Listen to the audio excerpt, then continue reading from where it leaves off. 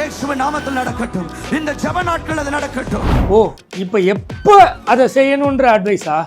இந்த ஜெப நாட்கள் அது நடக்கணும் அப்படின்னு எப்போ நடக்கணும்னு சொல்லி கொடுக்குறீங்க ஆண்டவருக்கு? லோகத்தின் தகப்பனே, இன்னைக்கு யாராகிலும் ஆண்டவர் இந்த பிளட்ஜ் ஃபார்மை பூர்த்தி செய்யும்படி, இதற்குள்ள விதைக்கும்படி, இந்த பவர் சென்டர் ஹீலிங் சென்டர் தரிசனத்தில் இணையும்படி யாரும் முடிவு எடுத்திருப்பாங்கன்னா அவங்கள நீங்க பிளஸ் பண்ணணும். யாராகிலும் இந்த பிளட்ஜ் பண்ண விரும்பினவர்களாக இருந்தால், பிளட்ஜ் பண்ணாங்கன்னா, அப்படி யாராவது முடிவு எடுத்திருப்பார்கள் ஆனால் அவர்களை நீங்கள் பிளஸ் பண்ணணும். அப்போ மற்றவர்களெல்லாம் பிளஸ் பண்ண வேண்டாமா? இவ்வளோ பணத்தை நீங்கள் செலவழித்து தான் ஆண்டவருடைய நாம மகிமைப்படணும்னு ஆண்டவர் விரும்பினாரா? ஏதாவது ஒரு சின்ன அரசல் புரசலாக தடமாவது காட்ட முடியுமா? அப்படியே கையை உயர்த்தி நம்முடைய பவர் சென்டர் ஹீலிங் சென்டருக்காக ஜெபிக்க போகிறோம். ஆண்டவரே, அந்த இடம் ஆண்டவர் ஒரு ஹீலிங் சென்டர் சென்னையில கட்டி எழுப்புன்னு நமக்கு சொல்லியிருக்கிறார். கேட்டிங்களா? நல்லா கேட்டிங்களா? கர்த்தர் சொல்லிட்டார். கர்த்தர் சொன்னதுக்கு அப்புறம் இவங்க என்னென்ன சொல்கிறாங்கன்றத இந்த பதிவில் பார்க்கலாம். ஜெர்சன் எடின் பேரோ, ஏற்கனவே நம்ம ஒரு வீடியோ போட்டிருந்தோம், அதோடைய கண்டினியூஷன் தான் இது. பணம் பணம் பணம், எங்கே பார்த்தாலும் பணம். சரி, அது எதுக்காக கேட்குறாங்க அப்படின்னா, ஊழியம் அப்படின்ற பேரில் தான் கேட்குறாங்க. அதில் நமக்கு இருக்கக்கூடிய சில கேள்விகளை தான் இந்த வீடியோவில் பார்க்க போகிறோம். வாங்க வீடியோவில் போய் பார்க்கலாம். கேட்கலாம். வேதத்திற்கு எதிரான கிறிஸ்தவர்களை வறுத்து எடுக்க போகிறோம். வாங்க.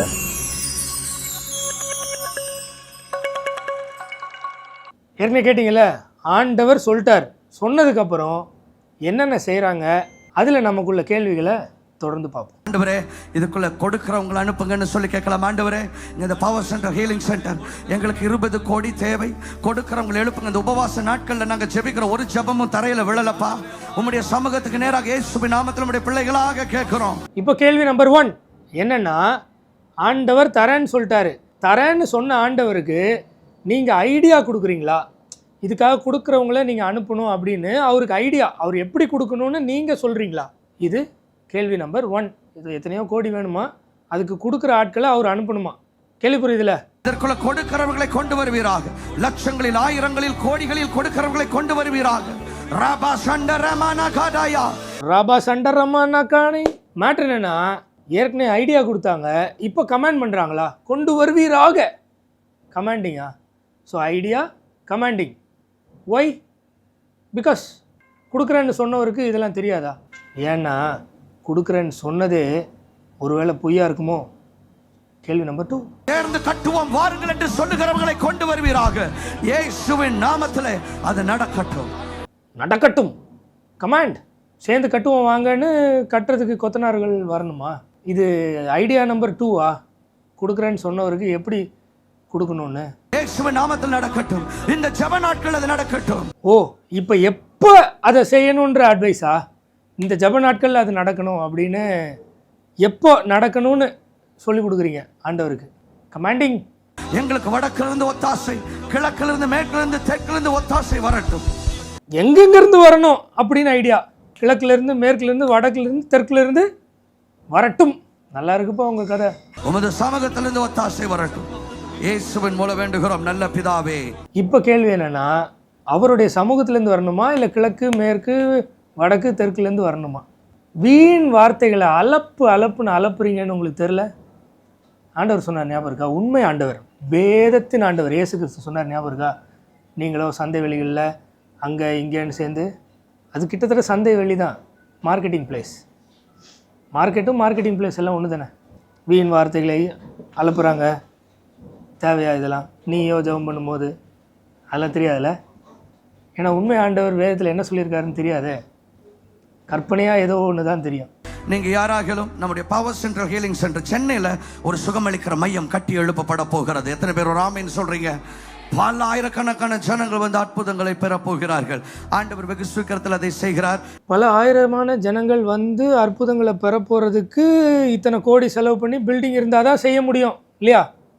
அப்படியே ரோட்டில் நடந்து போகும்போது நீங்கள் இருக்கிற அந்த power central pillar, Ashok pillar பக்கத்துலேயே வடபழனியில் நிறைய பேர் இருப்பாங்க. அப்படியே நீங்கள் போயிட்டு அப்படியே சுகமளிக்கிற அதெல்லாம் முடியாது. 2 கோடியில் ஃபுல் ப்ரொடெக்ஷனோட பில்டிங்லாம் கட்டி பான்னு வர வச்சு உள்ளே வந்து தான் எல்லாம் பண்ண முடியும். மற்றபடி யாருக்கும் ஹீலிங்லாம் பண்ண முடியாது. இந்த கோடிகள்லாம் செலவு இல்லாமல் பண்ண முடியாது. அப்படியா? எனக்கு பில்டிங் வேணும், கட்டணும்னு ஆசையாக இருக்குது, கட்டுறேன், காசு கொடுங்கன்னு கேளுங்க, ஓகே. அவர் ஹீலிங் பண்ணுறதுக்காக எனக்கு இந்த இதை தரேன்னு சொன்னாருன்னு சொல்லி பணம் இத்தனை கோடி, அதுக்கு இந்த மக்கள், இது தேவையா? நியாயமா?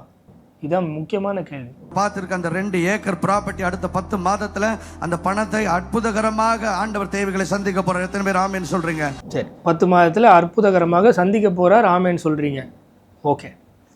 10 மாதத்தில் கொடுப்பாரு அப்படின்னு சொல்லி மக்கள்கிட்ட தான் கேட்குறீங்க. நீங்கள் ஆண்டவர்கிட்ட கேட்கல, மக்கள்கிட்ட தான் கேட்குறீங்க, கரெக்டா?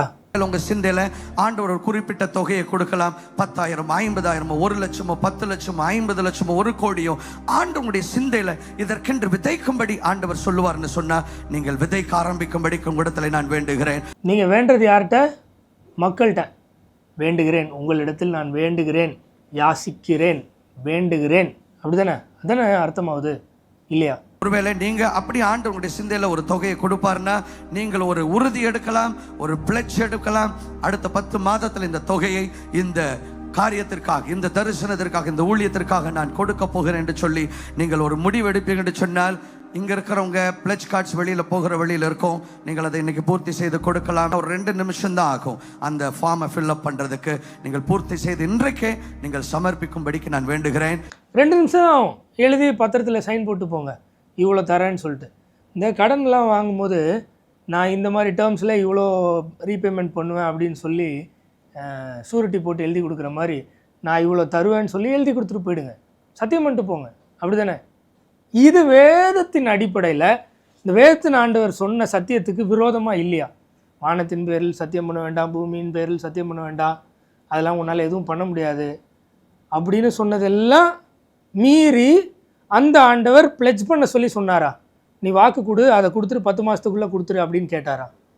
அப்போ இப்போ நீங்கள் சொல்கிற இல்லை போதிக்கிற ஆண்டவர் போலியான ஆண்டவர், வேதத்தின் ஆண்டவர் இயேசு கிறிஸ்து அல்லன்னு ஊர்ஜினம் ஆகுதா இல்லையா? இது அடுத்த முக்கியமான கேள்வி. இன்னைக்கு நீங்க சமர்ப்பிக்கலாம். அடுத்த 10 மாதங்கள் இருக்கிறது. அந்த நேரத்தை பயன்படுத்தி நீங்கள் கர்த்தருக்கென்று அதை நீங்கள் விதைக்கலாம். You can be part of what God is about to do. இப்போ ஆண்டவருக்கு முடியலை, ஆண்டவர் பண்ணுறதுக்கு சப்போர்ட் பண்ணி நீங்கள் அதுக்கு ஒரு பார்ட்டாக இருக்கலாம் வாங்க அப்படின்னு ஒரு எக்ஸ்ட்ரா பிட்டு போடுறீங்களே. இப்போ இதில் இன்னொரு கேள்வி. இதே மாதிரி ஆல்வின் தாமஸ் ஏற்கனவே பணம் வாங்கினார். நான் இந்த இடத்த ஆண்டவர் காமிச்சிட்டார், ஒரு ஸ்கொயர் ஃபீட்டு 20,000 ஏதோ சம்திங் வாங்கினார். வாங்கிட்டு கம்கமாக விட்டார், அது அந்த இடத்தையும் வாங்கலை, எதுவுமே வாங்கலை. அதே மாதிரி நீங்களும் 10 மாதத்துக்குள்ளே வாங்கிடுவேன்னு ஆண்டவர் சொல்லிட்டாருன்னு சொல்லி மக்கள்கிட்ட காசு வாங்குறீங்க, ஓகே. இப்போ எங்கள் கேள்வி என்னென்னா, ப்ராப்பராக டிரான்ஸ்பரண்ட்டாக அந்த மக்களுக்கு தெரியுமா உங்களுக்கு இவ்வளோ ஃபண்ட்ஸ் வந்திருக்கு, ஸோ உங்களுடைய தேவை நிறைவேறிடுச்சு, இனிமேல் கொடுக்க வேண்டாம் அப்படின்ற விஷயம் அந்த மக்களுக்கு எப்படி தெரியும்? உங்களுடைய தேவைக்கு மீறி எக்ஸ்ட்ரா வந்தாலும் நீங்கள் சொல்லுவீங்களா? உங்கள் வார்த்தையை வேதவாக்காக நம்பி நாங்கள்லாம் செயல்படணுமா? இல்லைன்னா நீங்கள் டிரான்ஸ்பரண்ட்டாக காமிச்சு இவ்வளோ வந்திருக்கு அப்படின்னு சொல்லுவீங்களா? 2வது கேள்வி, 10 மாதம் முடியும் போது இந்த ப்ராஜெக்டை செய்ய முடியாமல் போச்சுன்னா இவ்வளோ, அதாவது இப்போ நீங்கள் எத்தனையோ கோடி கேட்குறீங்களே, அதில் பாதி கோடி வந்துருச்சுன்னா, பாதி கோடி தான் வந்துச்சு, இந்த ப்ராஜெக்டை நாங்களாம் பண்ண முடியல, ஸோ இந்த ப்ராஜெக்ட்டுக்காக யார் யாரெல்லாம் கொடுத்தீங்களோ அவங்களுக்குலாம் நாங்கள் திருப்பி கொடுத்துட்றோம் அப்படின்னு திருப்பி கொடுப்பீங்களா? இல்லை கம்முன்னு ஆல்வின் தாமஸ் மாதிரி விட்டுருவீங்களா? நியாயமான கேள்வியா இல்லையா? அதே போல விதைக்க விரும்புகிறவர்கள் இதுக்குன்னு ஒரு தனி பேங்க் அக்கௌண்ட் வச்சிருக்கிறோம், அதை நீங்கள் பயன்படுத்தி விதைக்கலாம். வெளி தேசங்கள் இருக்கிறவங்க, உங்களுக்கு இந்தியாவில் பேங்க் அக்கௌண்ட் இருக்குன்னா அதை பயன்படுத்தி நீங்கள் விதைக்கலாம். இன்னைக்கு யாராகிலும் அதற்குன்னு கொடுக்கும்படி நீங்கள் முடிவு எடுத்திருப்பீங்கன்னா, I want to say a quick prayer for you. இது அடுத்த சென்டிமெண்ட் என்னன்னா, இன்னைக்கு நீ தீர்மானிச்சிருந்தா உனக்காக நான் ஜெபிக்க போகிறேன். இப்போ எப்படி கொடுக்குறேன்னு தீர்மானம் பண்ணி அந்த பிளட்ஜ் கார்டு ஃபில் பண்ணவங்களுக்கு மட்டும் ஜெபமா?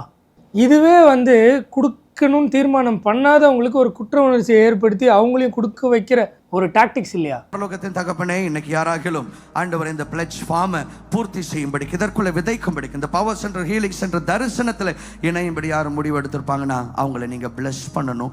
யாராகிலும் இந்த பிளட்ஜ் பண்ண விரும்பினவர்களாக இருந்தால், பிளட்ஜ் பண்ணாங்கன்னா, அப்படி யாராவது முடிவு எடுத்திருப்பார்கள் ஆனால் அவர்களை நீங்கள் பிளஸ் பண்ணணும். அப்போ மற்றவர்களெல்லாம் பிளஸ் பண்ண வேண்டாமா? இப்போது நான் வார்த்தையில் பிடிச்சி விளையாடுறேன் அப்படின்னு தயவு செஞ்சு நினைக்க வேண்டாம். இதுக்கு பின்னாடி இருக்கிற சைக்காலஜியை கொஞ்சோண்டி புரிஞ்சுக்கங்க. இதெல்லாம் நான் எங்கே பார்த்துருக்கேன் தெரியுமா? சிஎஸ்ஐ இசிஐ மாதிரியான இடத்துல ஆசீர்வாத தட்டை, இந்த தட்டை எடுத்தால் எவ்வளோ ஆசீர்வாதம் தெரியுமா, இந்த வருஷம் ஃபுல்லாக உங்களுக்கு ஆசீர்வாதம் வரும் அப்படின்னு சொல்லி ஏலம் விடுவாங்க. அந்த ஏலத்தை வாங்க முடியாமல் மக்கள் எத்தனை பேர் ஃபேஸ் பண்ணியிருப்பாங்க, எத்தனை பேர் நினச்சிருப்பாங்க, இதெல்லாம் அவங்க கொஞ்சம் கூட பார்க்க மாட்டாங்க. அதே மாதிரி தான் இது அப்படின்னு உங்களுக்கு தெரியலையா? இப்பொழுது உமது கரம் அவர்களை ஆசீர்வதிக்கணும் ஆண்டவர். இந்த நேரத்திலும் பிளட்ஜ் ஃபார்ம்ஸை பூர்த்தி செய்து கொண்டிருக்கிற ஒவ்வொருவரையும் நீங்கள் ஆசீர்வதிக்கணும். அதற்குரிய பிரதிபலன் அவருடைய வாழ்வுகளை தேடி இன்னைக்கு இப்பொழுது வரணும். ஆசீர்வதிக்கும்படி நான் வேண்டுகிறேன். இது நீ கொடுத்தா ரிட்டர்ன்ஸ் கிடைக்கும்னு டைரெக்டாக சொல்கிற அர்த்தத்தில் வரலையா? இப்போ ஃபில் பண்ணிட்டு இருக்கிறாங்க அவங்களுக்கு நீங்கள் இதெல்லாம் செய்யுங்க, அதுக்கான பிரதிபலன் வரணும். கொடுக்கல் வாங்கல் பிஸ்னஸா? இந்த போஸ்ட் ஆஃபீஸ்லலாம் இந்த அமௌண்ட்டை போட்டால் இத்தனை வருஷத்தில் இத்தனையாக மாறும், எஃப்டி இவ்வளோ போட்டால் இவ்வளோவா கிடைக்கும், கிட்டத்தட்ட இல்லை அதோட மோசமான செயல் இல்லையா இது? இப்படி மக்களுக்கு ஆசை வார்த்தை காட்டி கிட்டத்தட்ட ஒரு எம்எல்என் பிஸ்னஸ் பண்ணுற ஆட்களோட கீழ்த்தரமாக இறங்கலையா இது? இல்லையா? எனக்கு அப்படிதான் தோணுது. உடைய நாம மகிமைப்படட்டும்பா, இயேசுவின் நாமத்தில் பிதாவே, ஆமென், ஆமென் அண்ட் ஆமென். அவருடைய நாமம் இதில் என்ன மகிமைப்படும்? நீ கொடுத்தா அவர் ஆசீர்வதிப்பார், கொடுக்குறேன்னு சொல்லிட்டாரு, அவருக்கு நான் இப்படிலாம் அட்வைஸ் பண்ணியிருக்கேன், இப்படி வரணும் அப்படி வரணும், இப்போ செய்யணும் எப்போ செய்யணும் எல்லாம் நான் பண்ணியிருக்கேன்னா இதில் என்ன அவருடைய நாமத்துக்கு மகிமை இருக்குது? நீங்கள் இறங்கி போய் ரோட்டில் எல்லாருக்கும் சுகமளித்து வேறு லெவலில் நடந்ததுன்னா அது மகிமை இருக்குது, ஓகே. இல்லை நீங்கள் சுவிசேஷத்தை அறிவித்து உங்களை ஸ்டேவான கல்லடித்து கொன்ன மாதிரி நீங்கள் பாடுபட்டு இது பண்ணிட்டீங்கன்னா அதில் ஒரு மகிமை இருக்குது, ஓகே. இதில் என்ன மகிமை இருக்குது? இப்பொழுது ஒரு பாடல் பாடப்படும். நீங்கள் கர்த்தருக்கென்று நீங்கள் காணிக்கைகளை செலுத்தலாம். ஆன்லைனில் நீங்கள் see a lot of details on the screen. உங்களுக்கு எது வசதி அதை பயன்படுத்தி விதைக்கலாம். நீங்கள் யாரும் காணிக்கை கொடுக்க விரும்புகிறீங்கன்னா வெளியில் போகும் பொழுது அந்த காணிக்கை பெட்டிகள் இருக்கிறது, நீங்கள் அதை பயன்படுத்தி கொள்ளலாம். ஸோ இப்போது அடுத்த ஒரு முக்கியமான கேள்வி என்னென்னா, காலங்காலமாக வருஷக்கணக்காக இப்படி காணிக்கைன்ற பேரில் எதுக்குன்னே சொல்லாமல் மொத்தமாக வாங்குறீங்கல்ல, அந்த காசெல்லாம் எதுக்கு, என்ன பண்ணுறீங்க? ஆயிரங்களில் மக்கள் வராங்க, ஆயிரங்களில் ப்ளஸ் பண்ணப்படுறாங்க, ஆயிரங்களில் ஹீலிங் நடக்குது. ஒரு ஹீலிங் நடந்தால் என்னென்ன பண்ணுவாங்க அந்த மக்கள்? இப்போ இத்தனை ஹீலிங் நடந்தால் அந்த மக்கள் எவ்வளோ கொடுப்பாங்க? அந்த காசெல்லாம் எங்கே போகுது? இந்த 20 கோடியோ 30 கோடியோ ப்ராஜெக்ட் இப்போ போட்டிருக்கீங்கல்ல, அந்த ப்ராஜெக்ட்டுக்கு அதுலேருந்து காசே இருக்காதா? எப்படி செலவாகும்? நீங்கள் நல்ல ரிச்சாக வாழ்கிறதுக்கும், ரிச்சாக ட்ராவல் பண்ணுறதுக்கும், ரிச்சாக ஒரு லைஃப் ஸ்டைல் வாழ்கிறதுக்கு இதுக்கு தானே செலவாகுது இல்லையா? 20 கோடி ப்ராஜெக்டில் இவ்வளோ நாளாக இத்தனை வருஷமாக நம்ம இவ்வளோ பெரிய பில்டிங்கில் இவ்வளோ இது நடத்துகிறோம், ஸோ அந்த காசு இவ்வளோ இருக்குது அப்படிலாம் இல்லையா? இல்லை ஒரு வேளை அந்த காசுலாம் நான் வாடகைக்கே செலவாயிடுது, இதுக்கே செலவாயிடுது, அதுக்கே செலவாயிடுதுன்னு கணக்கு காட்ட போகிறீங்களா? அப்படி கணக்கு காட்டினா இவ்வளோ பணத்தை நீங்கள் செலவழித்து தான் ஆண்டவருடைய நாம மகிமைப்படணும்னு ஆண்டவர் விரும்பினாரா? ஏதாவது ஒரு சின்ன அரசல் புரசலாக தடமாவது காட்ட முடியுமா? பைபிளில் ஆண்டவர் இப்படி தான் சொன்னார், உங்களால் முடியாத அளவுக்கு பெரிய பார்ஸாக ரிச்சான இடத்துல வாடகைக்கு எடுத்து மக்களை உள்ளே கூட்டு சுகமளிச்சுட்டு வீட்டுக்கு அனுப்பிச்சிருங்க, இந்த சிஸ்டம் பைபிளில் இருந்து வந்தது அப்படின்னு உங்களால் சொல்ல முடியுமா? முடியாதா? இல்லை இந்த மாதிரி பில்டிங் காஸ்ட்லியாக கட்டாமல் இல்லை வாடகைக்கு இல்லாமல் உங்கள் ஆண்டவரால் எதுவுமே செய்ய முடியாதா? இல்லை நான் கேட்குறது எல்லாமே அநீதியான நியாயம் இல்லாமல் ரொம்ப உங்கள் மேலே உள்ள காழ்ப்புணர்ச்சியில் இல்லை நீங்கள் பயங்கரமாக வளர்றீங்கன்றது எனக்கு பொறுக்காமல் நான் கேட்குறேன்னா, இல்லை உங்களுக்கும் எனக்கும் ஏதாவது வாய்க்கா தகராறு சொத்து தகராறு இருக்குது அதனால் பழி வாங்கணும்னு கேட்குறேன்னா, இந்த வீடியோவில் பேசின பிரதருக்கும் சரி, அவரை நம்பி இருக்கிற மக்களுக்கும் சரி, எங்களுடைய சார்பாக நாங்கள் சொல்கிற ஒரே விஷயம், உண்மையாக இந்த உலகத்தை படைச்ச ஆண்டவர் இயேசு கிறிஸ்து, அவருடைய வார்த்தை இந்த வேதத்தில் இருக்குது, இதுக்கு மீறி எதுவுமே இல்லை.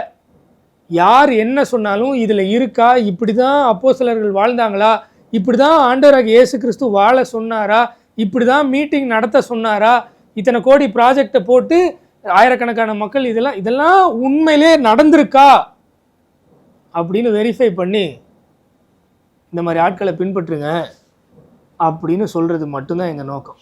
இதுக்கு மேலே உங்கள் இஷ்டம். பாய்.